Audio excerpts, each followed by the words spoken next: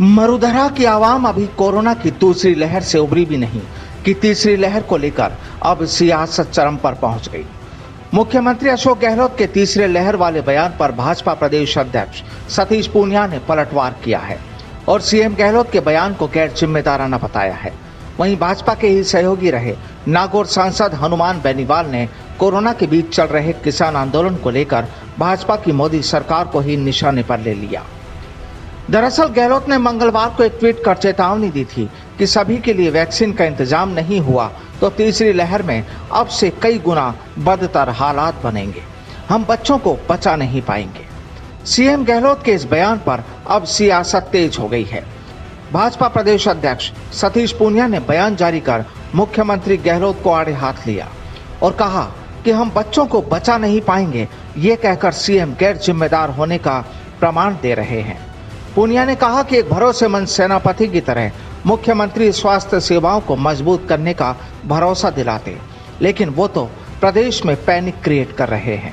उनकी नीयत पर भी खड़ा होता है कि पूरे पहली लहर के बाद और इस दूसरी लहर की शुरुआत के बीच में इस कालखंड में प्रदेश में कोरोना के प्रबंधन को लेकर उन्होंने क्या किया, ऑक्सीजन के जो प्लांट्स लगने थे पीएम केयर्स के जरिए वो क्यों नहीं लगे, वेंटिलेटर्स का उपयोग क्यों नहीं हुआ और प्रदेश के मरीजों को ग्रामीण क्षेत्रों में जो बुनियादी सुविधाएं थी वो हासिल क्यों नहीं हुई।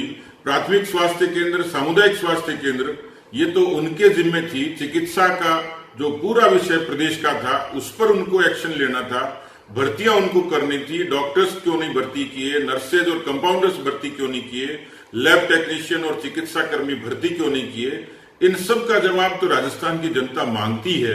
लेकिन एक बड़ी चोट चिरंजीवी योजना के नाम पर पिछले 2.25 साल से जो लोग वंचित रहे, क्या मुख्यमंत्री उनकी भरपाई करेंगे।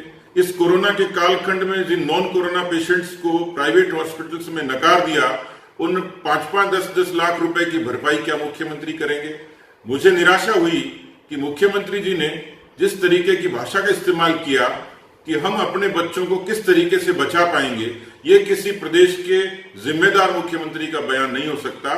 वो ये कहते कि हम इस तीसरे लहर की तैयारी के लिए पूरे तरीके से तैयार हैं, हम इंफ्रास्ट्रक्चर तैयार करेंगे। इतना ही नहीं बल्कि पूनिया ने मेरा गांव मेरी जिम्मेदारी अभियान को निशाने पर लिया और कहा कि मुख्यमंत्री मेरा गांव मेरी जिम्मेदारी कहकर सिर्फ गांव वालों पर ही जिम्मेदारी डालकर पल्ला नहीं झाड़ सकते।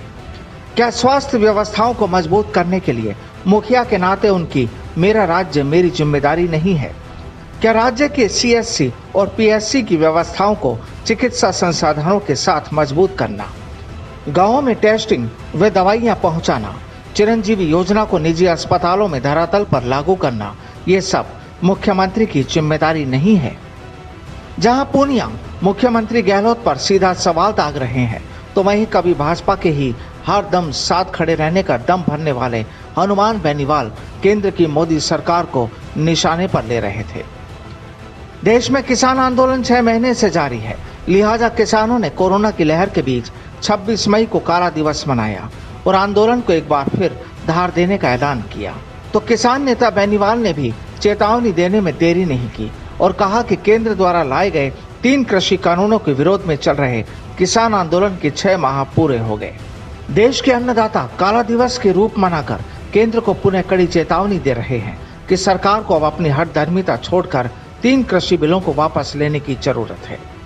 किसान आंदोलन के 6 माह के कालखंड में सैकड़ों किसानों ने शहादत दी, लोकतांत्रिक रूप से सरकार के समक्ष अपनी मांगे संज्ञान में लेकर आए, परंतु सरकार अब तक अपने रुख पर अड़ी है, जो निंदनीय है।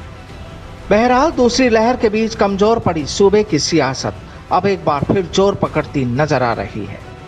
लिहाजा जहां एक और आगामी दिनों में किसान आंदोलन फिर जोर पकड़ सकता है, तो वहीं भाजपा ने सड़क पर उतरने के बजाय सोशल मीडिया के जरिए ही गहलोत सरकार को घेरने का प्लान तैयार कर लिया है। Bureau report, the fact India.